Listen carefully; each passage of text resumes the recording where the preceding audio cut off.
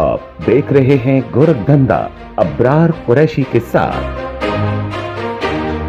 अस्सलाम वालेकुम, आप देख रहे हैं गोरखधंधा। मैं हूं अब्रार कुरैशी। आज नए एपिसोड के साथ डॉक्टर मोहम्मद इकबाल आदिल मेरा साथ देंगे। पाकिस्तान में पैदा हुए 1982 में तलबा यूनियन के सदर रहे निश्तर मेडिकल कॉलेज के अंदर। 30 साल इनको बरतानिया में हो चुके हैं, 27 साल ये प्रैक्टिस कर चुके हैं। लेकिन डॉक्टर एक टाइटल इनको मिला, एक इनका प्रोफेशन है, लेकिन इनके जहन में, इनके दिमाग में ऐसी चीज़ें हैं जो कि पूरी दुनिया के अंदर जितने भी हालात तो वाक़यात रोज़मर्रा होते हैं और बिलखुसूस जो पाकिस्तान के अंदर इनसाइड स्टोरीज़ होती हैं, सब चीज़ों को बड़ी बारीकी से समझते हैं, उसके ऊपर गौर व फिक्र भी करते हैं। यही वजह है कि मैं आज इनके सामने बैठ के इनसे ऐसी चीज़ें पूछूंगा जो कि मेरे लिए भी मुलाकात का बायस बनेगी और आप देखने वालों के लिए भी बनेगी। तो आज के गोरखधंधा में डॉक्टर मोहम्मद आदिल इकबाल मेरा साथ देंगे। डॉक्टर साहब अस्सलाम वालेकुम। वालेकुम सलाम। कैसे साहब, क्या हाल है? अल्लाह का शुक्र, बहुत शुक्रिया आपके वक्त का। और मेरी ख्वाहिश थी कि जो कुछ मैं आपको अक्सर लिखते हुए देखता हूँ, बाकी चीज़ें, और आपसे पहले भी नशिस्त हुई थी जी। तो सोचा कि मैं आपके पास जो नॉलेज है, जो आपका एक्सपीरियंस है, उसको सामने रखते हुए लोगों तक इस चीज़ को पहुँचाया जाए। बहुत बहुत शुक्रिया कैसे साहब, आपने मुझे मौका दिया कि मैं बड़ी बातें करेंगे, सारा कुछ होगा, कर सकूं आपको और पब्लिक को बता सकूं कि मेरी क्या फीलिंग है इंशाल्लाह। और ये जो पूरी दुनिया के वर्ल्ड अफेयर्स होते हैं जो हम रोज़मर्रा देखते हैं टेलीविज़न के ऊपर, सोशल मीडिया के ऊपर, इसमें पाकिस्तान की हैसियत क्या है? पाकिस्तान जो है इस वक्त बहुत ही दगरगूं हालात से गुजर रहा है, जो कि तारीख का मैं समझता हूँ कि वर्स्ट पॉसिबल टाइम है पाकिस्तान के लिए। वजह यह है कि इकोनॉमिकली पाकिस्तान बहुत कमज़ोर हो चुका है और दिन ब दिन महंगाई, लोगों की बेसिक नेसेसिटीज़ वो पूरी नहीं हो रही, एनर्जी क्राइसिस है और public is desperate, almost nervous collapse हो चुका है पब्लिक का, क्योंकि उनको जो बेसिक नेसेसिटीज़ नहीं मिलेंगी, जो कि फूड है, शेल्टर है, पानी है, उसके बाद एजुकेशन है, हेल्थ सर्विसेज हैं, सिक्योरिटी हैं। ये 6 ऐसी चीज़ें हैं जो कि बाय बर्थ हर इंसान का पैदाइशी हक है, जो कि उनको मैसर नहीं हो रही। और दिन ब दिन जो है वो इनकम रिसोर्सेज जो हैं वो कम होते चले जा रहे हैं, लेकिन महंगाई बढ़ती जा रही है। इसकी एक वजह यह है कि पाकिस्तान के अंदर जो डेमोक्रेटिक सिस्टम है उसमें उतार चढ़ाव आते हैं, जिस वजह से हम स्टेबल नहीं हो सके। जी बिल्कुल, कैसे आपने बिल्कुल सही कहा। पाकिस्तान में असल में एक अरसे से पॉलिटिकल इंस्टेबिलिटी रही है और वो चली आ रही है, वो आज से नहीं है, वो अयूब खान के दौर से शुरू हुई, जब मार्शल लॉ लगा पहला, जिसकी बुनियाद रखी गई, उसमें डेमोक्रेटिक राइट्स को जो है वो दबा दिया गया। उसके बाद unfortunately we lost East Pakistan, जो कि हमारा एक बहुत बड़ा बाजू था, वो हमारी कोताहियों की वजह से, अपनी कोताहियों की वजह से हाथ से निकल गया। बांग्लादेशी हालांकि वो हमसे अलहदा नहीं होना चाहते थे। 62 और 66 में अयूब खान ने जस्टिस मुनीर खान को भेजा था, जो बांग्लादेश ईस्ट पाकिस्तान में, कि उनसे बात करें, तो उन्होंने कहा कि आप, मैसेज ये था कि आप पाकिस्तान से अलग हो जाए। उन्होंने कहा जी आप ये बताएं कि मेजॉरिटी किसकी है, हमारी है या आपकी है? हाँ। तो जैसे मुनीर साहब ने कहा जी मेजॉरिटी आपकी है। सही। तो फिर उसने कहा आप अलग हो जाए, हम अलग नहीं होना चाहते। ये बंगालियों का शुरू से था कि वो पाकिस्तान से अलग नहीं होना चाहते थे और बहुत बड़े अच्छे फाइटर्स थे वो। ये भी इंटरनेशनल वॉर का हिस्सा था, उसका इंटरनेशनल वॉर का हिस्सा था और इतने वो उन पे जुल्म सितम इतने ढाए गए और उनके साथ नाइंसाफियाँ हुई और इस स्टेज भी पहुंच गया अनफॉर्चुनेटली कि people started thinking about separation. और ये जो डेस्परेशन का शिकार हो गए लोग, उनको जब इनजस्टिस कंटिन्यूस होते रहे उनके साथ, उनको फाइनेंशियली, एजुकेशनली, हेल्थ सर्विसेज कमज़ोर किया गया, इतना कॉर्नर कर दिया गया, तो उन्होंने सोचा फिर राय जो है वो निजात यही है कि हम अलग हो जाते हैं। तो डॉक्टर साहब, जिस दौर की हम मशरक़ पाकिस्तान बनने की बात कर रहे हैं, उसी दौर में अफगान जंग शुरू हुई थी जी। उसके अगराज़ और मकासद क्या थे? अफगान जंग वार चाहे, अब जैसे ढाका फॉल हो 71 में, वो पाकिस्तान के लिए एक बहुत बड़ा धचका था, तारीख का एक वो हिस्सा बन गया unfortunately, black spot on the history of Pakistan, जो कि धोया नहीं जा सकता। अब उसके बाद क्या हुआ कि एक डेमोक्रेटिक गवर्नमेंट आई वहाँ। उस डेमोक्रेटिक गवर्नमेंट ने काफ़ी काम किए वहाँ, नए हॉस्पिटल्स बने, नए स्कूल खुले, नई यूनिवर्सिटियाँ बनी, हेल्थ सेंटर बने और बड़े रिफॉर्मर चीज़ें हुई, इनोवेशंस हुई मुल्क में। लेकिन क्या हुआ कि जब सेकंड इलेक्शन आया उसमें भी जुल्फ़िकार अली भुट्टो जीत गया, लेकिन उसकी जीत को तस्लीम ना किया गया। वजह ये थी, वेरी इंपॉर्टेंट पॉइंट, कि Russia invaded Afghanistan to defeat Afghanistan, to capture Afghanistan. और इस एट्रॉसिटी की वजह से दे वांटेड, एक्चुअली अफगानिस्तान का जो रास्ता है ना वो जाके निकलता है, वो कवर करता है ईरान को, पाकिस्तान को और अरेबियन सी और इंडियन ओशन को जाता है। तो वो एक बड़ा एक पैसेज है जहाँ से वो इजी एक्सेस हो, पूरी दुनिया में है बहरी।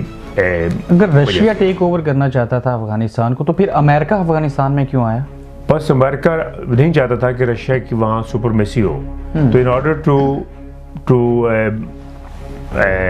डिस्ट्रॉय देयर सुपरमेसी, जो कि दो सुपर पावर थी उस जमाने में, एक रशिया थी और एक अमेरिकन थी।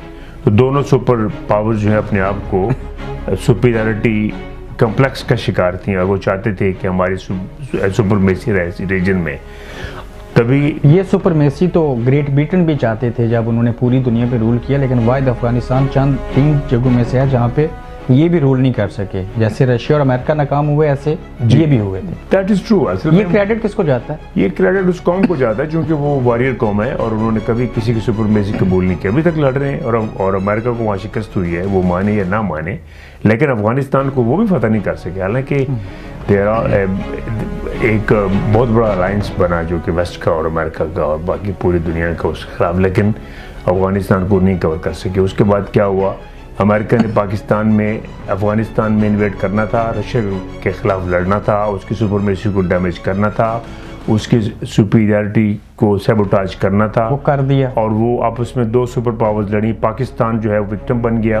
उसमें क्या हुआ कि in order to enter into Afghanistan there was only route was Pakistan. तो अमेरिका ने सोचा कि पाकिस्तान को मनोवर किया जाए, कैसे, not through the democratic government. उस वक्त जुल्फ़िकार अली भुट्टो जो था वो, लेकिन उनको तो केस बना के मार दिया गया। वो इसलिए मार दिया गया क्योंकि वो he was not going to allow Americans to enter into Pakistan to fight against Russia, क्योंकि वो सरजमीन जो है पाकिस्तान, वो it was not, he did not allow to harbor any terrorist or any invasion from any other country or any interference against the sovereignty of Pakistan। लेकिन जो काम जुल्फ़िकार अली भुट्टो ने America के लिए नहीं किया था, वो परवेज़ मुशर्रफ ने किया। नहीं, वो उस वक्त ज़ियाउल हक ने किया। ज़ियाउल हक ने वहाँ मार्शल लगा दिया। ही टुक ओवर इस गवर्नमेंट, सिविल गवर्नमेंट को जो है वो टॉपल कर दिया गया। जुल्फ़िकार अली भुट्टो को जेल डाल दिया गया। That was the time when America invaded, they pumped money, weapons, ammunition into Pakistan and they started fighting। Pakistan army को टूल बनाया गया और यहाँ से हार्बर किए गए टेररिस्ट, यहाँ से ट्रेन किए गए। मुझे वो वक्त याद है जब यहाँ से ट्रेन करके लोग जाते थे मदरसों में आके उससे उठाते थे यंगस्टर्स को, they used to go for जिहाद। तो जब यंगस्टर को उठाते थे, जिहाद करते थे, तो इसी जो मार्शल लॉ था 11 साल का दौरानिया था, तो उसी 11 साल के दौरानिया में तलबा यूनियन को भी बंद किया गया। हाँ, मैं उस तरफ आ रहा हूँ सीक्वेंस वाइज। ये हुआ कि ये मैं बात कर रहा हूँ 76 की, जब ये दीवार शुरू हुई, अमेरिका इन्वेजन हुई। 77 में ये चलता रहा। उसके बाद 79 में भुट्टो को फांसी दे दी गई इन ए फॉल्स फैब्रिकेटेड केस, जो कि बाद में कोर्ट्स ने भी कहा कि this was a kangaroo court के जजेस ने भी ये एडमिट किया कि हमारी गलती थी कि हमने जुल्फ़िकार अली भुट्टो को नाहक फांसी दे दी। ये तारीख गवाह है इस बात की, और जिन्होंने फांसी दी वो भी दुनिया से चले गए, किसी ने भी नहीं रहना। लेकिन this was unnecessary and unjustified and heinous crime. तलबा यूनियन को बंद करने का मकसद क्या? उसके बाद क्या हुआ कि मिलिट्री जो है वो पाकिस्तान पे हुकूमत करते रही 11 साल। लोगों के साथ जो जुल्म हुए, जो तशद्दुद किया गया, जो लैशेस लोगों को वहाँ पड़े, जिस तरह उन्होंने टेरर काम किया to harass people, to threaten people's life, many people were killed, harassed, and military दौर में मिलिट्री कोर्ट्स बनी, पनिशमेंट हुई। अल्टीमेटली ये हुआ कि they banned the student union. I was president of student union at that time in Nishtar Medical College, Multan, जबकि student union को ban कर दिया गया। हमने बड़ा प्रोटेस्ट किया उसके खिलाफ, ज़ियाउल हक के खिलाफ। He was supposed to come to Nishtar Medical College। ये मैं आपको 82 की बात कर रहा हूँ, जब ज़ियाउल हक और 99 जर्नलिस्ट और lot of journalists they wanted to come to Nishtar Medical College after banning the student union. So we were still present as a part of the union. So we protested that because this was against the democratic way. So democracy जो है वो ख़त्म हो गई।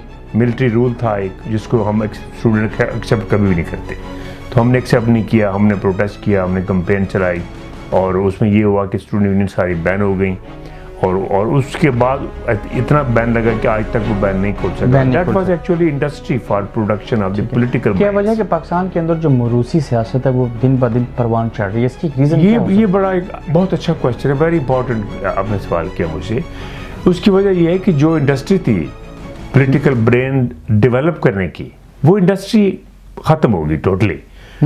वो brain जो कि एक थॉट प्रोसेस के साथ एक ऑर्गेनाइजेशन के तहत चलते थे, स्टूडेंट को साथ लेके उसके उनके मसाइल हल करते थे, एकेडमिक काउंसिल के साथ बात करना, प्रिंसिपल साहब के साथ बात करना, वाइस चांसलर के साथ करना, हेल्थ मिनिस्टर, हेल्थ सेक्रेटरी के साथ, ये कॉन्फिडेंस जो डेवलप होता है स्टूडेंट यूनियन में, वो लॉस हो गया।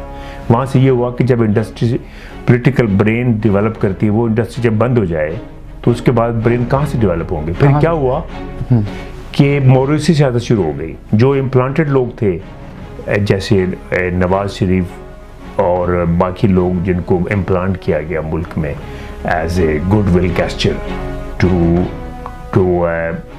keep them toward their self. The military did everything possible to discourage the democratic process, which was absolutely non-democratic and absolutely unacceptable.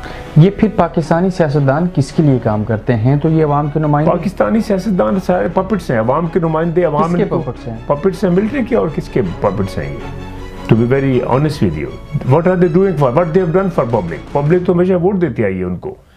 देखिए, अवाम ने हर लीडर को चांस दिया, सो कॉल्ड लीडर जो आया उसको चांस दिया, उन्होंने वोट दिए, अवाम ने, फैमिली ने वोट दिए, सारे वोट किसको इलेक्ट किया? उन्होंने जुल्फ़िकार अली भुट्टो को इलेक्ट किया, उन्होंने नवाज शरीफ को इलेक्ट किया 3 दफ़ा, उन्होंने वोट डाले, इमरान खान को इलेक्ट किया, उन्होंने जुनेजो को इलेक्ट किया, उन्होंने बेनज़ीर को इलेक्ट किया। देखिए, अवाम ने, जहाँ तक अवाम का ताल्लुक है, अवाम हमारी बहुत सादा है।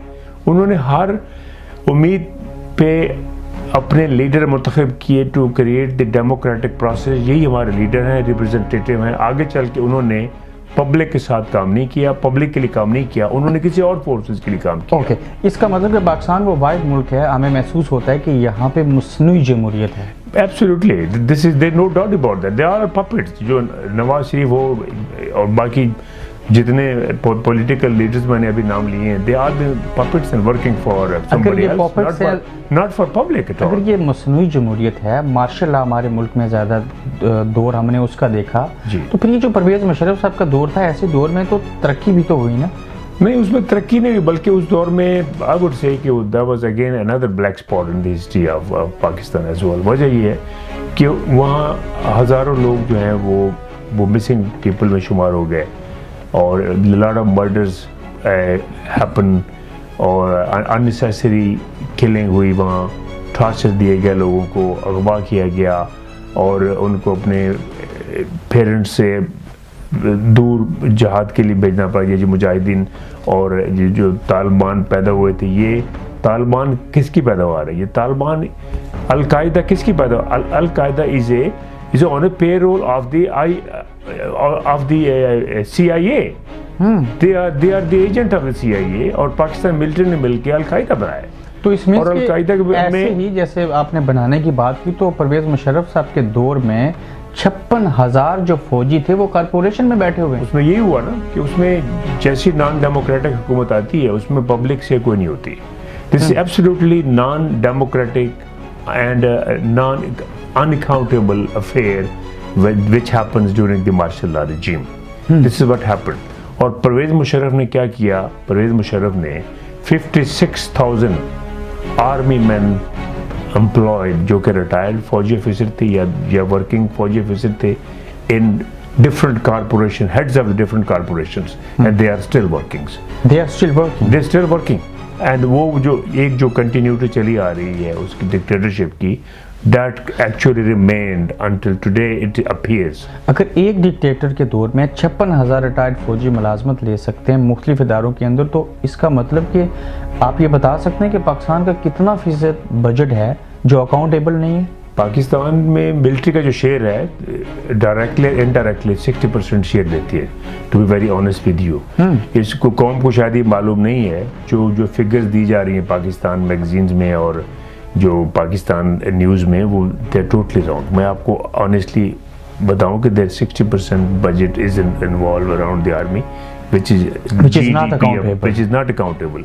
कोई उसका बिल नहीं है, कोई उसका अकाउंटेबिलिटी नहीं है। Even government has to pump more money when they ask. If they don't pay it, then they don't stay there anymore. 40% जो बजट है वो पब्लिक में जाता है और उस 40% में से कुछ कर्जे निकल जाते हैं जो कि हम IMF से लेते हैं या बाकी दूसरे ममालिक से लेते हैं to support the country.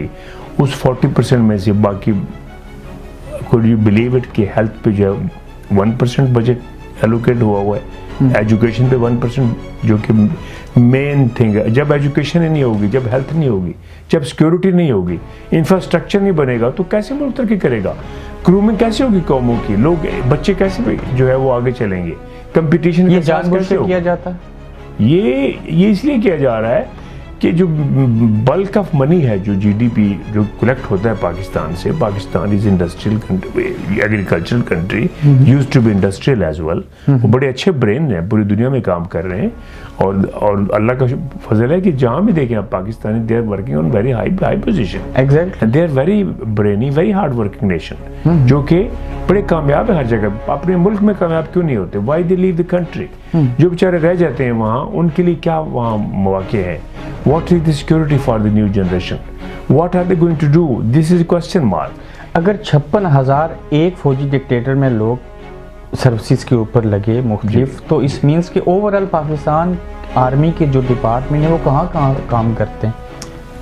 Army के 4 मेन प्रोजेक्ट्स हैं जो पाकिस्तान आर्मी मसलन आर्मी वेलफेयर फाउंडेशन, नंबर 2 फौजी welfare foundation, number 3 Shaheen welfare trust, number 4 is Bahria welfare trust. ये 4 है और इनके अंदर हर डिपार्टमेंट के अंदर 20 से 25 और डिफरेंट डिपार्टमेंट्स हैं जो काम कर रहे हैं। अच्छा, there are about 100 different projects which is run by the military in Pakistan. It means there is state within state.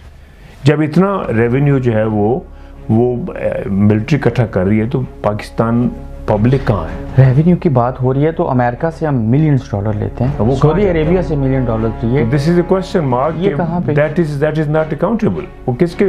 तो अभी रिसेंटली मैं आपको एग्जांपल देता हूँ। अच्छा, not only this 4 military department, there are also the DHA projects, Askari projects and cantonment areas. आपने देखे हैं वहाँ पाकिस्तान में जाके, उनकी ज़रा कंडीशन देखें और आम पब्लिक की ज़रा कंडीशन देखें कि वो और उसको कंपेयर करें, देन यू विल सी कि क्या ये डेमोक्रेसी है जहाँ एक साइड पे लोग जो है वो भूख प्यास आउट ऑफ शेल्टर हैं और उनको गैस नहीं है, उनके बच्चे स्कूल में नहीं जा सकते, उनको सिक्योरिटी नहीं है। ये बहुत सारा इल्जाम आप पॉलिटिशियंस पे लगाते हैं। आप पॉलिटिशियन पे इल्जाम लगाते हैं। आप अपने आप ने गिरबान में जाके देखो कि आपने पब्लिक के लिए क्या किया। आपने पिछले 50 सालों में पब्लिक के लिए क्या हुआ है, लोगों की वेलफेयर के लिए क्या हुआ है, एजुकेशन के लिए क्या हुआ है, हेल्थ के लिए क्या हुआ है? हेल्थ का पोर सिस्टम क्यों है वहाँ? लोग क्यों मरते हैं वहाँ? क्यों भागते हैं यहाँ इलाज कराने के लिए? और लोग जो यहाँ हैं, जो अमेरिका में हैं, वेस्ट में हैं या मिडिल ईस्ट में हैं, they are very capable people, by they don't want to go back, they feel threatened, they feel insecure. क्या वजह थी कि nobody is there to invite? मैं अभी आपको एक एग्जांपल देता हूँ, अपने इंसेंटिव पे हम chairman of global Nishtarian medical organisation और इंटरनेशनल लेवल पे और all Pakistan medical association UK का मैं चेयरमैन भी हूँ। तो हम पीरियडिकली पाकिस्तान जाते रहते हैं, जब जो टीचिंग ट्रेनिंग और विद डिफरेंट स्पेशलिटीज़ में हम मुख्तलिफ कॉलेज में विज़िट करते हैं। अभी लास्ट विज़िट जो था ये जुलाई में, when I went with my family there, so I visited 8 different medical universities and medical colleges, जिसमें किंग एडवर्ड मेडिकल कॉलेज था, जिसमें अल्लामा इकबाल मेडिकल कॉलेज था, जिसमें अख्तर सईद मेडिकल कॉलेज था, जिसमें जनरल हॉस्पिटल था, उसके बाद राबर मेडिकल कॉलेज था, निश्तर मेडिकल कॉलेज, काज आज़म मेडिकल कॉलेज और शेख ज़ैद रहीम यार खान जो था। इन तमाम में जाके मेडिकल कॉलेज जी और 8 मेडिकल कॉलेज में जाके हमने लेक्चर दिए, वर्कशॉप्स कराई, उनको ओरिएंटेशन दी कि how the health system works. ये अपने इनिशिएटिव पे था। हालांकि ये गवर्नमेंट का काम है, they should invite the capable professional to come and work in the country to improve the health services and education, चूँकि उनका होराइजन ज़्यादा होता है, इंटरेक्शन उनका डिफरेंट है, मेडिकल एथिक्स जो है वो है, they have learned lot better than them, और टू शेयर नॉलेज। तो ये इंसेंटिव जो है ये पाकिस्तान में क्यों नहीं है? क्यों नहीं है? डॉक्टर साहब, मुशर्रफ साहब के 9 साल मार्शल लॉ के दौर के बाद जमहूरियत ने आना था, लेकिन बेनज़ीर भुट्टो को शहीद कर दिया गया जी। ये क्या लॉजिक होती है? बेनज़ीर भुट्टो जब आई थी तो वो सर पे कफर बांध के आई थी, to very honest with you, और वो उस बाप की बेटी थी जिसने फांसी के तख्ते तक जाके भी मर्सी की अपील नहीं की थी। He was the man of principle, और उस शख्स ने उस वक्त भी एक डिक्टेटर के सामने अपनी मर्जी की अपील नहीं की थी। उसको ऑफर की गई थी कि वो आइलैंड आपको देते हैं यूके में, अमेरिका में या किसी और कंट्री में आप चले जाएं। He said no, I am democratic person, people elected me and I will die for them, this was the democracy. On principle he refuse to leave the country. उसने इनकार कर दिया कि मैं अपना मुल्क नहीं छोड़ूंगा। उसने मर्सी की अपील नहीं की क्योंकि गिल्टी नहीं था वो। लेकिन वो इस हद तक जाते थे। लेकिन दूसरी जानिब आप देखें तो पाकिस्तान में ये कैसी जमहूरियत है, कैसे सियासतदान है जिनके धरने स्पॉन्सर होते हैं? धरने स्पॉन्सर होते हैं। I was shocked really to see how the top military man were sponsoring the dharna groups against one government because they refuse to bargain what they wanted, और उसके मुकाबले में दूसरा एक ग्रुप लाते। तो फिर मौलाना फजल रहमान साहब का धरना किसने स्पॉन्सर किया? वो भी मिलिट्री का स्पॉन्सर हुआ था। Military is the main culprit there, unless they correct themselves the country is not going to sustain. मैं मिलिट्री के खिलाफ मैं नहीं हूँ, लेकिन उनके जो प्रिंसिपल हैं उनके मैं खिलाफ हूँ। मैं we all love with Pakistan military, they are good army, we never said that they are not good, we all support them. लेकिन उनकी जो इंटरफेरेंस मैंने अभी आपको बताई है, in each and every department the head of the institution is a retired military officer. For example अभी सी pack जो चाइना का एक पाकिस्तान के साथ अलायंस हुआ है, CPEC Chinese and Pakistan alliance हुआ है, जिसमें चाइना को एक्सेस चाहिए थी सी के लिए, जो कि इंडियन ओशियन और अरेबियन सी तक पहुंचने के लिए, तो the shortcut was through Pakistan. उसको अपना इंटरेस्ट भी था, साथ ही उसने $65 बिलियन का प्रॉमिस किया था और साइन हुए जिसपे, and he wanted to invest that in Pakistan. बिल्कुल, तो हम उसके ऊपर आएंगे, लेकिन ब्रेक से पहले मैं आपसे ये सवाल पूछ लूं कि इमरान खान पाकिस्तानी कौम के लिए पहली और आखिरी उम्मीद की किरण थे, लेकिन जो वादे किए पूरे नहीं हुए, अवाम मायूस है। अब होगा क्या? हाँ, ये बड़ा अच्छा क्वेश्चन है। Imran Khan was in fact the last hope for the nation, और लोगों को बड़ा एतमाद था कि एक ऐसा लीडर एक आ रहा है जो कि डिफरेंट है। जो पुराने लीडर्स थे जो कि एक ट्रेडिशनल और मॉरिसी जो सियासत लेके आ रहे हैं और बार बार वही आ रहे हैं, there is no other face. लोगों को एक मसीहा लगा, जिस तरह के उसकी पर्सनालिटी थी और जिस तरह उसके प्रॉमिसेस थे, लोगों ने उसको वोट भी दिए। लाइक वर्ल्ड कप उसने जीता, शौकत खानम का उसने एग्जाम्पल सेट की, लोगों ने मनी और जेवरात बेच के लोगों ने दिए, इसी तरह उसको भी सपोर्ट किया, और ही वाज इलेक्टेड और supported by the military as well. तो वो भी थी, उसको दोनों चीज़ें शामिल थी। और he became prime minister, but unfortunately उसका कोई भी प्रोजेक्ट जो है वो फुलफिल नहीं हो सका। इस वजह से कौम बहुत मायूस हुई है। क्यों नहीं हो सका? वो इसलिए कि इसमें interference again is interference of the military. जब तक मिलिट्री ठीक नहीं होती उस मुल्क में, उस वक्त तक कुछ नहीं हो सकता। जब तक ब्यूरोक्रेसी ठीक नहीं होती, मुल्क में तरक्की नहीं हो सकती। जब तक वहाँ के पॉलिटिशियन जो है वो करप्शन से निकलते नहीं है, उस वक्त तक ठीक नहीं हो सकता। ये तीन इदारे ऐसे हैं, जब तक ये तीनों ठीक नहीं होंगे उस वक्त तक मुल्क। जब वकीलों ने डॉक्टरों को मारा तो आपको कैसा लगा? It was very sad incident, जो कि मैं एक्सपेक्ट नहीं कर रहा था कि दो पढ़े लिखे तबके, जो कि दोनों के पास स्ट्रेंथ भी है, there is highly educated, highly professional. आपको लगता है वो पढ़े लिखे लोग? और मुझे लगता नहीं है, लेकिन लगता यही है कि ये जो है ना हाइब्रिड किस्म का एक्शन था, जो कि दोनों पार्टीज नहीं करना चाहती थी एक दूसरे के खिलाफ, क्योंकि दोनों इंटरलिंक्ड हैं। बुकला का डॉक्टरों के साथ वास्ता रहता है, डॉक्टरों का बुकला के साथ रहता है, through forensic medicine, through postmortem and through medical reports. तो इस तरह का इंसिडेंट आज तक तारीख में ना कहीं देखा गया, ना पाकिस्तान में तो कभी भी नहीं हुआ। This was very unusual incident. Sitting here I observe that very closely, और मैंने डॉक्टरों से भी और बुकला से भी मैंने पूछा कि ये इंसिडेंट कैसे हुआ। आई एम सरप्राइज कि एक वीडियो बनाई गई और उसको जो है वो वायरल कर दिया गया, और इतने लोगों के पास मिलियंस में गई वो, और किसके पास वो जो है वो डेटा, जो कि इलीगल है किसी का डेटा पोजेस करना, वो डेटा उसको कैसे मिला और कौन था बंदा, वो आज तक नहीं मालूम हो सका कि ये किसने शेयर की थी, जो कि वकील को मारा गया था। बुकला ने फिर उसके खिलाफ रिएक्शन किया, और रिएक्शन करने वालों में कौन थे? क्या वकील नुमा कुछ और लोग थे उसमें शामिल, या बुकला थे, या डॉक्टरों की क्लैश क्यों हुई? और मास्क जो उसमें 4-5 मरीज बेचारे वो दम तोड़ गए। डॉक्टर साहब, अफगानिस्तान में अमन हुआ, बलूचिस्तान हमको आज़ाद मिला जी। जब बलूचिस्तान और ये सारा रीजन बेहतर हो गया, CPEC में चाइना ने $62 बिलियन इन्वेस्टमेंट की, 16 बिलियन उन्होंने हमें दिए। ये कैसी सोने की चिड़िया जो हमारे हाथ में आ रही, इसके पीछे कौन है? इनफैक्ट कुरैशी साहब, उन्होंने $65 बिलियन का प्रॉमिस किया था और साइन भी किए थे उन्होंने, और उसमें से $12 बिलियन उन्होंने इन्वेस्ट कर चुके हैं अब तक, जिसमें उन्होंने मोटरवे बनाई जो कि नजर आती है मुल्क में। वो चाइनीज बिजली को बेहतर किया, एग्रीकल्चर को बेहतर कर रहे थे, इंडस्ट्री लगा रहे थे वहाँ, गवादर को बेहतर कर रहे थे, क्योंकि पोर्ट उन्हीं को लगती थी। वो they wanted to have an access to the port, ताकि उनको जो है वो एक्सेस हो सके समंदर के रास्ते की, जो पाकिस्तान, क्योंकि उनके पास कोई और ऑप्शन नहीं थी। उनको फिलिपाइन जाना पड़ता था, फिलिपाइन से फिर वो आगे अपने ट्रेड और बिजनेस और वो शिप्स थे उनके, वहाँ से जाते थे। ये गवादर प्रोजेक्ट हमारे लिए मुश्किल नहीं बन गया? गवादर प्रोजेक्ट जो है वो मुश्किल बना दिया गया है। मुश्किल नहीं था। China was very interested and has been a good friend of Pakistan. India के खिलाफ जी, चाइना अभी थोड़ा सा उनका फेथ जो है ना थोड़ा शेक हुआ है उनका, चाइनीज का, क्योंकि ऐसे इंसिडेंट्स पाकिस्तान फौज पे एतबार करते हैं CPEC में या पाकिस्तानी हुकूमतों के ऊपर?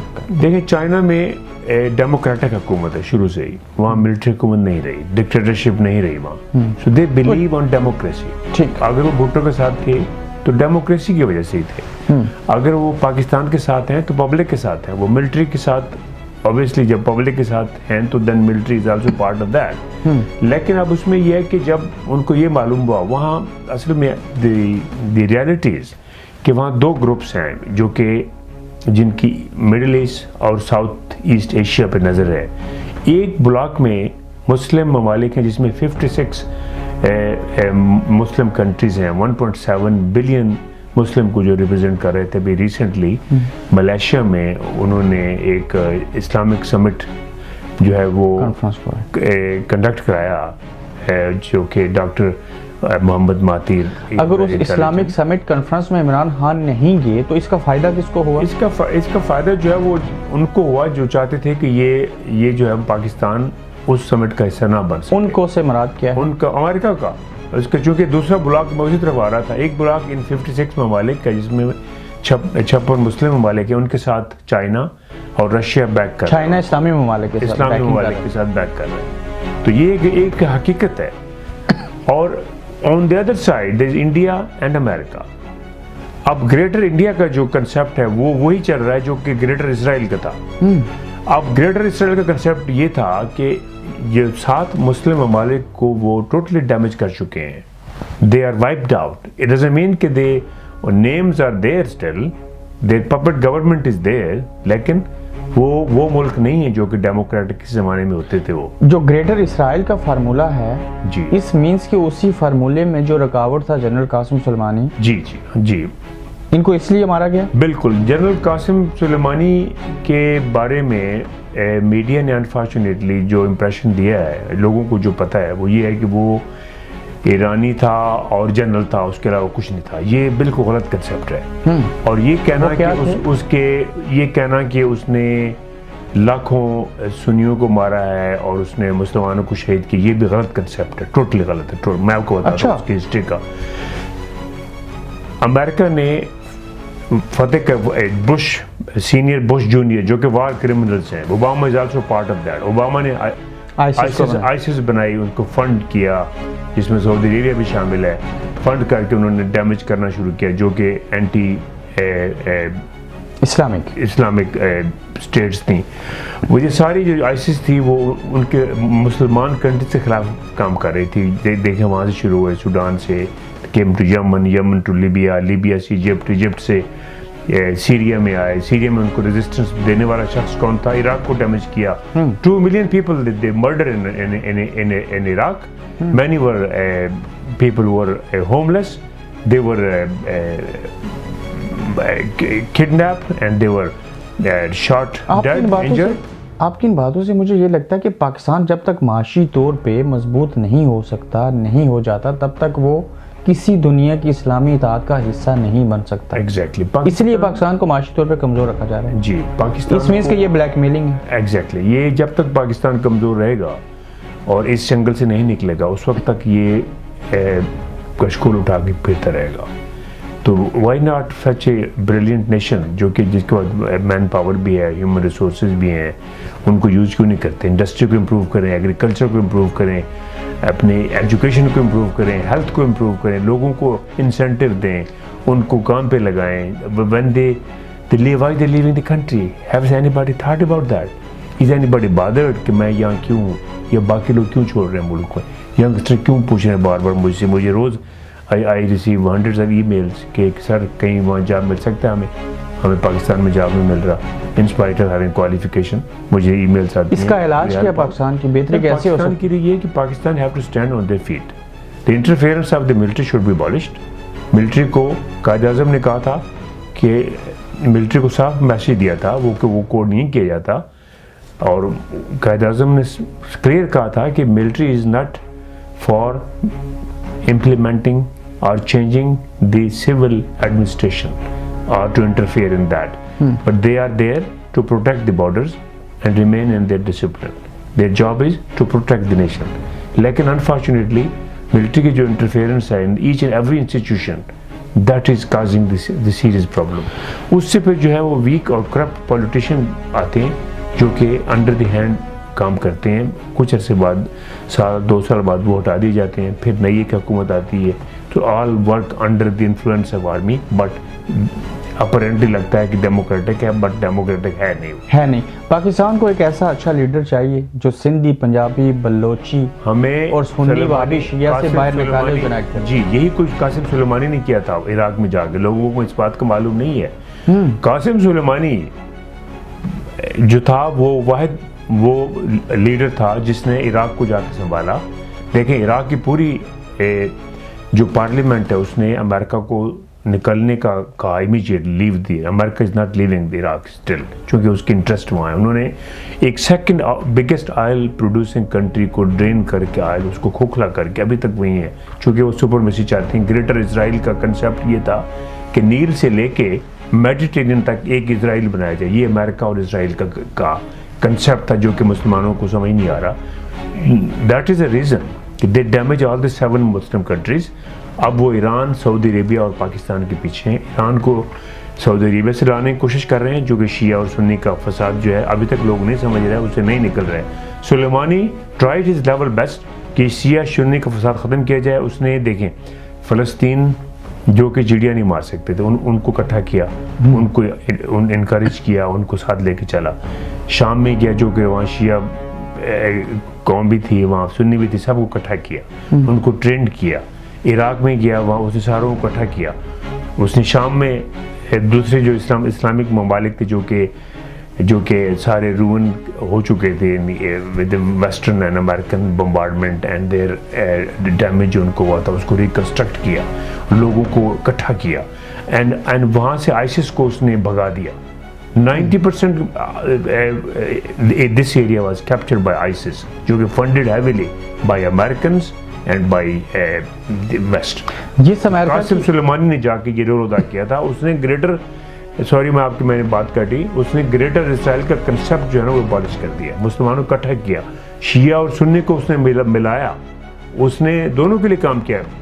ये कंसेप्ट बिल्कुल गलत है कि वो शिया था और उसने जो ना वो, लेकिन वो शिया तो थे, लेकिन ये गलत है कि उन्होंने, लेकिन ये नहीं, लिबरल मैं खुद सुन्नी हूँ, but I respect all religion. मैं मुसलमान हूँ, पहले मुसलमान हूँ मैं, उसके बाद मैं कोई और हूँ। सही।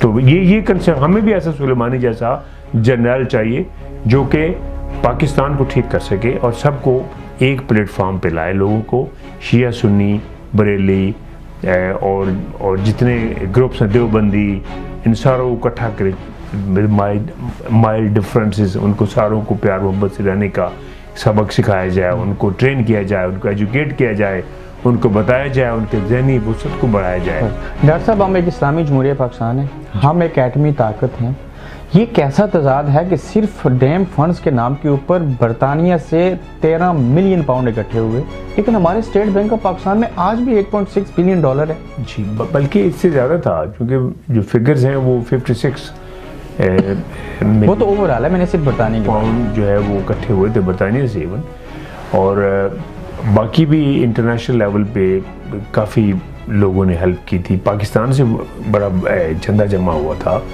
और साकिब निसार वाज जज at that time and he came on with Aneel Musarrat, जो कि मैनचेस्टर में है। I never met him but I know him very well because अगर एक I work in Manchester. He is a businessman, he is a business tycoon. तो उसने इमरान खान के साथ और साकिब निसार के साथ मिलकर यहाँ बिजनेस किया। They collected money and that money has disappeared. People are questioning. 2 million गए पाकिस्तान में, लेकिन बाकी 11 मिलियन या बाकी रकम देयर वाज 56 मिलियन। क्या आपको लगता है अनिल मुसर्रत इसमें शामिल है, इस करप्शन में? बिल्कुल, इसमें अगर वो it was a part of it, may be not be directly, but the money was collected with his influence as he is businessman. तो Saqib Nisar should be question, he sitting here. वो तो कहता था कि मैं पाकिस्तान में बैठ के मैं सड़कों पे बैठूंगा, लोगों की मैं खिदमत करूंगा। He could have done it, he was influenced man, लेकिन he is here with family. उसके बच्चे यहाँ पढ़ रहे हैं, ठीक है, और ही डिसअपीयर्ड। डैम का मसला ठप गया, कहाँ गया वो dam? That's why the nation is disappointed by it. कर्जदारों, मुल्क सवारों से लेके आज तक कौम को बेवकूफ बनाया गया। कौम के लिए मैं वही कह रहा हूँ कि all these politicians are puppets. They are working for one agenda. They are not working for public. Their agenda is even People's Party, Noon League, PTI सारे ही कर रहे हैं। They get vote from public. लोगों से vote लेते हैं, लोग vote देते हैं धोखे में आके। वो समझते हैं हमारा मसीह है, लेकिन वो हमेशा जो है वो नाउमीद होते हैं। और पब्लिक के लिए क्या काम किया है वहाँ लोगों ने? ये पॉलिटिशियन ने कुछ नहीं किया पब्लिक के लिए। वो एक कौन सा फार्मूला है जिसको वो एक कौन सा फार्मूला है जिसको हम अपना के, या आप समझते हैं कि वो अगर हो तो उसके जरिए पाकिस्तान में डेमोक्रेटिक सिस्टम ठीक हो सकता है? जी, उसमें काफ़ी चीज़ें ठीक होने वाली। एक तो ये कि it should be a democratic elected government, not this elected government. What I mean is that the democracy, what is democracy? Democracy is the government elected by the people and for the people, which are directly or indirectly controlled by the people with their representative or they are directly. तो ये एक concept जो है वो आज से नहीं है डेमोक्रेसी का। ये ऑटोमन एम्पायर से चला आ रहा है, मुस्लिम एम्पीरियलिज्म से चला आ रहा है, और उसके बाद एक रोमन एम्पायर के ज़माने से आ रहा है। पब्लिक पावर जो है वो बड़ी इंपॉर्टेंट है, बड़ी इंपॉर्टेंट। पब्लिक के पास कोई राइट्स नहीं है, ह्यूमन राइट्स नामी चीज़ पाकिस्तान में नहीं है। आज कोई बंदा मिसिंग हो गया, आज कोई बंदा मारा गया, आज किसी को मर्डर कर दिया गया, लोग छूट जाते हैं सारे जो इन्वॉल्व होते हैं, they come out. There is a power politics, power politics है जिसकी बहस लाठी उसकी बहस। तो जब तक पब्लिक के राइट्स नहीं होंगे, फंडामेंटल बेसिक राइट्स पब्लिक को मिलने चाहिए। They have right to live, number 1। They have right to have food, they have right to have shelter, उनको मकान दिया जाए। They have right to have education and their children, and they have right to have health and security. Doctor साहब आखिरी 4 minute हैं, छोटे छोटे question आपसे पूछूंगा। कितना अरसा हुआ इस मुल्क में रहते हुए? मुझे यहाँ 30 साल होने वाले हैं। डॉक्टर साहब इस मुल्क के चीफ जस्टिस का नाम क्या है? मैं नहीं जानता। इस मुल्क के chief of army staff? I don't know. मैंने आज तक यकीन करें, मैंने किसी मिलिट्री मैन को मैंने वर्दी यूनिफॉर्म में नहीं देखा किसी जगह भी, हॉस्पिटल में, हॉस्पिटल के अलावा।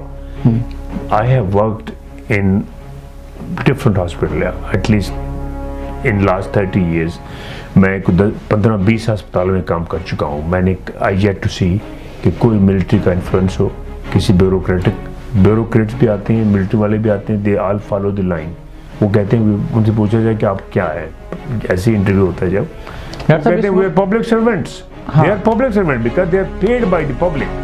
Military is paid by the public, bureaucrats are paid by the public. किसी ब्यूरोक्रेट ने, किसी पॉलिटिशियन ने इस मुल्क के अंदर, किसी भी शख्स ने आपको फोन किया हो कि ये मेरा मरीज है, ये लाइन में नहीं लगेगा, इसको पहले ऑपरेशन करना? नॉट एट ऑल, ये कभी नहीं हुआ ऐसा। अगर ऐसा हो जाए तो? ऐसा हो नहीं सकता। क्यों नहीं हो सकता? एब्सोल्युटली, कानून की बालादस्ती है, यहाँ इंसाफ है, हर बंदे का इक्वल राइट है, चाहे वो पोर्टर है, नर्स है या आम आदमी है। कभी ऑपरेशन करते हुए 27 साल दौर में कोई मरीज मर गया हो तो आपको ऊपर इल्जाम लगाओ? उसमें यह है कि अकाउंटेबिलिटी है, बिल्कुल एक सिस्टम है यहाँ, जो कि पाकिस्तान में भी होना चाहिए। यहाँ हमारी MNM मीटिंग होती है, MDT मीटिंग होती है, हमारा ऑडिट होता है। क्या कभी खबर आई हो कि बर्तानिया के अंदर जाली दवाई बनाई गई? No, never. और अकाउंटेबिलिटी है, जनरल मेडिकल काउंसिल है यहाँ, so everything is scrutinised at the end of the week. हर हफ्ते के बाद जितने मरीज हमने दाखिल किए, किसी भी कंसल्टेंट के अंडर गए, उन पे बाकायदा उनकी लिस्ट होती है, वो प्रेजेंट करते हैं कि ये मरीज दाखिल हुए थे, ये माइनर थे, ये इंटरमीडिएट थे, ये सीरियस थे, डेथ्स क्यों हुई, अगर हुई है तो क्या जेन्युइन थी या नहीं थी। अगर कोई कैंसर का ऑपरेशन करना है, मैं कोलोरेक्टल सर्जन हूँ, तो उसके लिए पहले हमें MDT मल्टी डिसिप्लिनरी टीम से वो जो है वो कंसेंसस देना पड़ता है कि इसको कैसे करना है और इसका मैनेजमेंट प्लान क्या होगा। ये एक सिस्टम है, मेडिकल एथिक्स है। डॉक्टर साहब, पाकिस्तान में पैदा हुए को ख्वाहिश रही कि जो प्रैक्टिस यहाँ पे की, जो यहाँ पे खिदमत अंजाम दी, ये मैं अपने मुल्क में भी देता अगर वो हालात अच्छे होते, तो ये ख्वाहिश थी? मैं सिर्फ मेरी नहीं है, मैं दो दफ़ा गया भी हूँ। मैं एक दफ़ा 97 2 बार कोशिश की कि पाकिस्तान में सेटल हो जाए। जी 97 नाकाम क्यों? 99 में मैं वहाँ गया था, आई वाज असिस्टेंट प्रोफेसर। मैंने 1 साल ब्यूरो में किया, 1 साल कायदे-ए-आज़म मेडिकल कॉलेज में किया। वहाँ डिफ़िकल्टीज थी बड़ी। एक तो ये कि उस ज़माने में जो थी वो एक पे बहुत कम थी। मेरा ख्याल है, मुझे याद है कि 8-10 हज़ार रुपये मिलता होता था असिस्टेंट प्रोफेसर को उस ज़माने में। और उसके अलावा मरीज़ जो थे उनकी कंडीशन बड़ी बुरी थी, इंस्ट्रूमेंट नहीं थे, सारे हालात थे। छोटे छोटे 2 क्वेश्चन पूछूंगा, 1.5 मिनट है हमारे पास। पाकिस्तान का आपका पसंदीदा मौजूदा पॉलिटिशियन में से कौन है? मौजूदा पॉलिटिशियन में से मुझे कोई भी नजर नहीं आ रहा। मैंने ऑनेस्टली बात कर, कोई एक एंकर का नाम बता दें जो आपको फेयर और अच्छा लगता है। एंकर तो आप अच्छे लगते हैं मुझे। मैं पाकिस्तान की बात करूं, पाकिस्तान में अच्छे लोग हैं, दे आर वेरी गुड। एक नाम ले लें। हम जैसे अपने हामिद मीर, काशिफ अब्बासी। हामिद मीर हैं, काशिफ अब्बासी हैं। दूसरे ठीक है।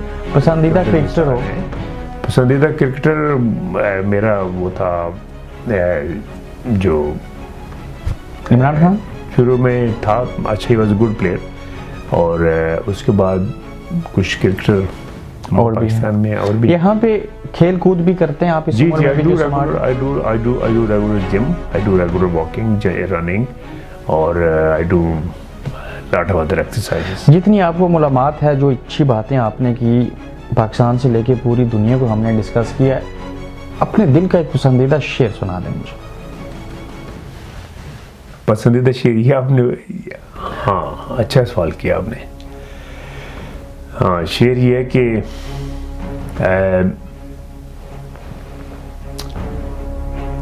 तुम मेरे पास होते हो गोया जब कोई दूसरा नहीं होता। तुम मेरे पास होते हो गोया जब कोई दूसरा नहीं होता। हाँ। डॉक्टर साहब कोई ऐसी खास जो बाकी है करना चाहते हैं? बस मेरा मैसेज यही है कौम को कि वी आर ऑल पैट्रियट्स और we are all well wisher of Pakistan. हम लोगों के साथ हैं, पॉलिटिशियन, ब्यूरोक्रेसी और military, they have to think over it. आज भी पाकिस्तान के हालात अच्छे हो जाएं तो फैमिली समेत वहाँ पे पसंद करेंगे। बिल्कुल, हम ग्रेटर इंडिया का भी जो कंसेप्ट है वो नहीं पूरा होना चाहिए। जो इस तरह ग्रेटर इसराइल का था वही चाह रहा है इंडिया इसमें क्रिएट करने का। कश्मीर पे जो उसने कब्जा किया हुआ है वो हम नेक्स्ट इंशाल्लाह कश्मीर के ऊपर भी डिटेल से बात करेंगे। वो कंसेप्ट नहीं पूरा होने देना चाहिए। We have to stand beside Kashmir to help out those people. We have to get everybody together. हर फिरके के लोगों को इकट्ठा किया जाए, एजुकेटेड लोगों के साथ रब्ता, यूनिटी पैदा की जाए, एक प्लेटफॉर्म दिया जाए, एक जो ब्रीच आई है जो कि हमारे दरमियान उसको खत्म, एडमिनिस्ट्रेशन और पब्लिक के दरमियान उसको दूर किया जाना चाहिए। डॉक्टर साहब बहुत शुक्रिया। बहुत शुक्रिया। Thank you very much.